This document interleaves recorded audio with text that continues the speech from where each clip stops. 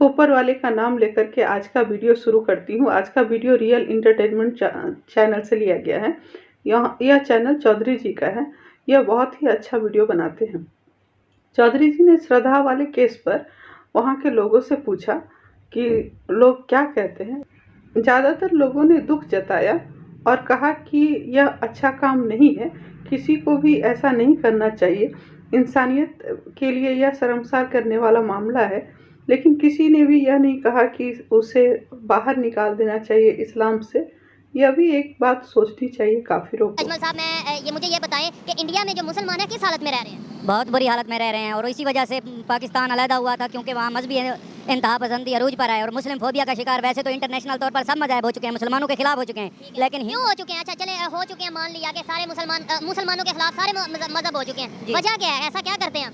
वो अपने झूठ को छुपाना चाहते हैं, क्योंकि वो डरते हैं कि मुसलमान एक सच्चे लोग हैं तो हमारी जो गलत पॉलिसियाँ हैं जब ये ताकत में आ गए तो हमें ये नहीं करने देंगे। इसलिए उन्होंने यहाँ साजिशें खड़ी कर रखी हैं, इंटरनेशनली तौर पर हैं। मुस्लिम फोबिया का शिकार हो चुके हैं मुसलमान, और हिंदू तो पहले दिन से ही वो किसी अकलियत को मानते ही नहीं थे और मुसलमानों के खिलाफ थे, जिस वजह से पाकिस्तान को भी अलहदा होना पड़ा। अच्छा। जी, अब इंडिया में एक वाकया पेश है। मुस्लिम लड़का है जिसने हिंदू लड़की को कत्ल किया बहुत बेदर्दी के साथ, 35 टुकड़े किए हैं उसके, और बहुत ज़्यादा ये बात वायरल हो रही है। क्या कहेंगे इस बात पे? मुस्लिम लड़के ने किए हैं? मुस्लिम लड़के ने हिंदू लड़की के टुकड़े किए। ये कोई साजिश है उनकी, जिसमें उन्होंने अपना पैसे दे के या ये क्या होगा मुसलमानों को बदनाम करने के लिए। मुसलमान कोई ऐसा काम नहीं कर सकता। अच्छा, अगर ऐसा किया और अच्छा ये चले मान लिया, मैं मान लेता हूँ एक मिनट के लिए कि पैसे दे के या साजिश होगी कोई ना कोई, ठीक है। पाकिस्तान में ऐसे जो वाकयात पेश आते हैं वो भी साजिश होती है। जो मुसलमान, हम यहाँ पे तो मुसलमान रहते हैं ना, जी जी। तो पाकिस्तान में आप देखते हैं वो अक्सर केसेस सामने आते रहते हैं। अभी इस्लामाबाद का एक केस था, इसके अलावा जैनब कत्ल केस था, बहुत से ऐसे केसेस आते हैं जहाँ पर मुसलमान ही मुसलमान को कत्ल कर रहा है, तो वो भी पैसे देकर नहीं। उसकी वजह यह भी है कि चूँकि हमारे अंदर इखलाकी रिवायात जो हैं ख़त्म हो रही हैं, और अब आप आ रहे हैं बात पे। ज़हनी तौर पर लोग जो हैं वो ऐसे कोई डिसहार्ड या मायूसी का शिकार हो चुके हैं और दिमाग में कोई ऐसी खलल पैदा हो चुके हैं जिसकी वजह से उनको पता भी नहीं चल रहा कि हम कर क्या रहे हैं। इस वजह से ऐसे इंतहा पसंदाना इकदाम हो रहे हैं, लेकिन ये इनफरादी फेल हो सकता है, इसका इस्लाम से कोई ताल्लुक नहीं है। ये तो मैं भी एग्री करता हूँ कि जो भी अगर कुछ करता है उसको इंडिविजुअली देखा जाए, मजहब को बीच में नहीं लाया जाए। लेकिन ऐसे काम जब ज्यादातर देखे जाएंगे मुसलमानों की तरफ से, तो इस्लाम का इमेज खराब होगा या ठीक होगा? बिल्कुल खराब होगा जी, और हो रहा है। इसका फायदा जो है इंटरनेशनली तौर पर उठाया जाता है। तो गलत हम खुद कर रहे हैं कि नहीं कर रहे? हम खुद तो नहीं कर रहे। हमें चाहिए कि हम इनफरादी तौर पर जो लोग ज़हनी टेंशन का या दबाव का शिकार हैं, हमारे माशरे को चाहिए कि उनकी फलाह के लिए कोई ऐसा काम किया जाए और उनको रोका जाए, ताकि ये सारे टोटली माशरे के लिए शर्मिंदगी का बहस ना हो। अब ये जो वाकया मैंने आपको बताया, आप एक दफ़ा हैरान हो गए कि मुस्लिम हैरान हो गए ना? जी बिल्कुल। अब बताएं, इस वाकये के बाद, ये वाकया सुनने के बाद अभी भी आपको लगता है कि इंडिया में मुसलमान दब के रहते होंगे, मतलब डर के रहते होंगे, खौफ में, मतलब बहुत परेशानी के साथ रहते होंगे? अगर कोई डर के रहता हो ऐसा स्टेप ले सकते हैं? भाई डर के तो रहते हैं। मैं कह रहा हूँ कि ये इनफरादी फेल है, आप जानते हैं। मान लिया कि वो इनफरादी एक इंडिविजुअल का फेल है, लेकिन मैं कह रहा हूँ कि अगर मुसलमान डर के रहते हो हाँ। तो वो ऐसा स्टेप कोई ले सकता है मुसलमान? यार ये इनफरादी फेल इस तरह होता है जैसे इंसान खुदकुशी कर लेता है। हाँ, ठीक हो गया। तो अगर एक इंसान खुशी करना और किसी दूसरे को कत्ल करने में बहुत फर्क है। ये भाई जब दिमाग खराब हुआ पड़ा हो किसी भी वजह से, यानी जैसे हम मीडिया में कहते हैं कि हिंदू हमारे दुश्मन हो गए, मीडिया में एक बात जो ओपन हो रही होती है, और मुसलमान हिंदू कहते हैं कि मुसलमान हमारे दुश्मन है। मीडिया की तो बात ही छोड़ दे, मीडिया का तो काम ही शायद नफरतें फैलाना है। अच्छा, लेकिन नफरत फैलाना भी है और सच को सामने लाना भी है, क्योंकि माशरे में ये इंतहा पसंदी आ चुकी है, दोनों तरफ से भी आ चुकी है। तो इससे लोग जो हैं कुछ डिप्रेशन का शिकार होकर दूसरी परेशानी को वो समझते हैं कि इसका हल ये है कि हम शायद इनको इबरत का निशान बना दें, जबकि ये हल नहीं है। हल तो मोहब्बत है। बिल्कुल, बहुत अच्छी बात किया है इन्होंने लास्ट में जो बात किया कि हल मोहब्बत है। लेकिन ये जो मिसअंडरस्टैंडिंग्स हैं आप में, मेरे में और इंडिया के लोग हैं जो उनमें, कि वो समझते हैं हम गलत, हम समझते हैं वो गलत, कैसे दूर होंगी? दोनों इखलाकी रिवायात से पीछे हट रहे हैं। किसी भी मजहब में किसी को मारना पसंद नहीं किया जाता, किसी जीरो को कत्ल करना किसी माशरे में काबिल कबूल नहीं है। तो ये तो बस गलत फहमी का शिकार हैं लोग।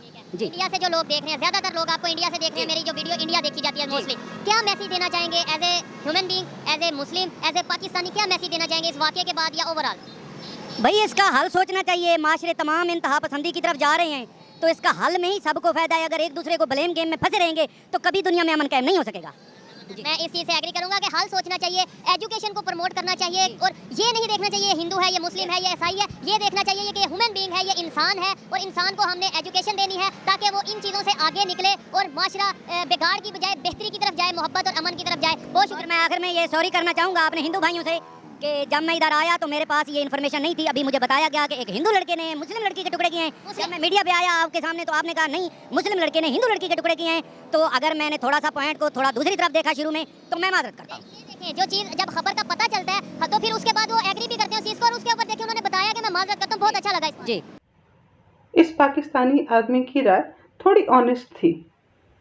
मियाँ, आपने कहा कि मुसलमान की पॉलिसी अच्छी है इसलिए जितने काफिर हैं वो डरते हैं कि कहीं इस्लाम चारों तरफ फैल ना जाए, लेकिन अभी हाल में ही हमने उमर पैक्ट पढ़ा है और हम सच में डर गए हैं।